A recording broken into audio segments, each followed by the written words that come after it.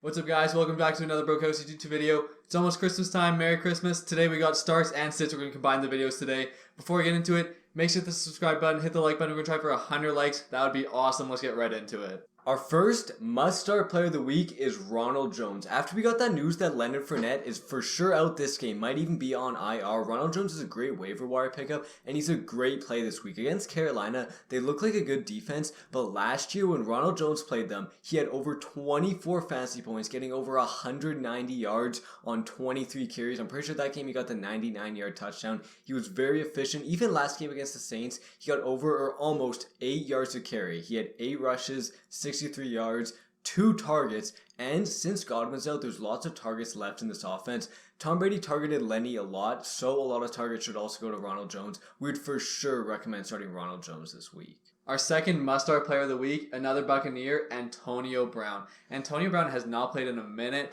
but in the 5 games he played, he was a beast, averaging over 19 points per game. And like Ethan just said, Leonard Fournette is not playing, Chris Godwin's not playing, Mike Evans is questionable. There should be tons of opportunities for AB. If you have AB, we would for sure throw him in your lineup. Love the AB play this week. Our third must-start player of the week is Kadariuis Toney. This guy's kind of a sleeper start. He hasn't played in a while, but last time he played against the Buccaneers, 12 targets. He's shown that elite upside against the Cowboys earlier this year. Over 29 fantasy points. And the thing that's really going for him is Sterling Shepard is inactive. He's on IR. He's not playing. A lot of targets normally go to Sterling Shepard. Those will be opened up for players like Kadariuis Toney. Also, there's a chance Mike Glennon doesn't play and Jake Fromm does. Jake Fromm at the end of week 15 proved that he's probably better for this offense than Mike Glennon is. Toney should get good opportunities. He should have a good week. It's a sleeper start. But if you're really down bad, I would highly consider Toney. Our fourth start of the week is Michael Pittman. Michael Pittman had a really disappointing week last week. Got ejected, had I think 1.7 fantasy points.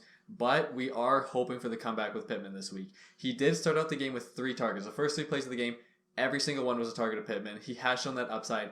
Plus, the Cardinals are 26th against wide receivers, so they're not very good against wide receivers. They have proven to be better against running backs, which is better for Pittman. The Colts normally run through Jonathan Taylor, but with the Cardinals' offense being so good, the Colts may be forced to throw more, and when the Colts are forced to throw, Pittman is a much better play. He has shown that elite upside earlier in the year. We're hoping Pittman can get it again this week. We would throw Pittman in your lineup if you have him. Our last must-start player of the week is T. Higgins. For the Ravens, Peters has been out for a while and Humphries is now out. And last time T. Higgins versus the Ravens, he had 15 targets. That's absurd numbers. Everyone in this Bengals offense except for Boyd had a down week last week. Chase had less than 2 points.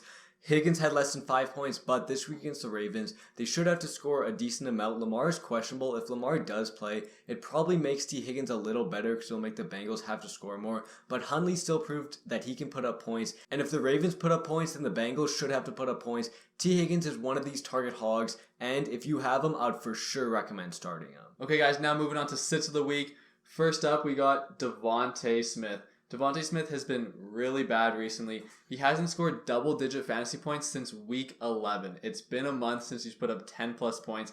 He's been really bad. This passing offense has not been great. They've been really solid on the run. Jalen Hurts has been pretty good. Miles Sanders has been decent. The running game has been pretty good on the Eagles, but the passing game has not been there. His floor has been so low as we've seen in recent weeks, and we think he's so inconsistent. He's probably not worth starting in your league. You can probably find someone more consistent with higher upside than Devonte Smith this week. Our third must-sit player of the week is Nick Chubb. Let us make this very clear. Do not sit Nick Chubb for some scrub, but if you're on the fence about a running back, Nick Chubb might be worth sitting. He's going against the Packers, who are 8th against running backs, and this year, when Nick Chubb is versus a defense that's top 15 against running backs, he is averaging less than 8 PPR fantasy points per game. Those are terrible numbers. The PPR upside is not there. Even with Kareem Hunt out, his highest catches this year is 3. The quarterbacks are not looking for him at all. Again, we're not saying sit Nick Chubb for some scrub, but if you have a player like Madison with Dalvin Cook out, or maybe even Ronald Jones, Nick Chubb's floor is super low, and we'd maybe consider sitting him this week. The next sit for us this week is Terry McLaurin. Terry McLaurin, another player like Devonte Smith who has not put up double-digit fantasy points since week 11. It's been a whole month. The Washington offense has been terrible recently. Terry's been really bad. He is versus the Cowboys, which are 20th against wide receivers, so not a terrible matchup.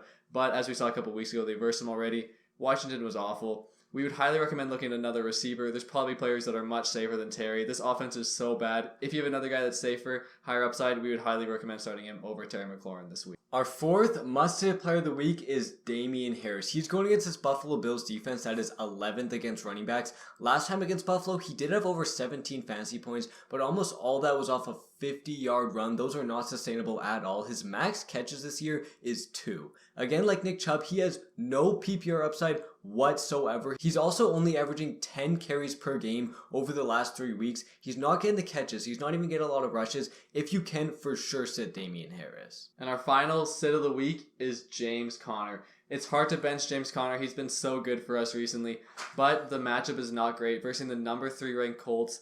Plus, as he's shown last week, that injury does affect him. He only put up 9 points last week. That heel is clearly affecting him. And the coach came out and said he is a game time decision. So we might not even play. And if he does play, he's not going to get the workload. They're going to split with Edmonds. He doesn't have super high upside with him splitting. Again, you might be forced to start Conner because he's been so good for you recently and there's so little good running backs.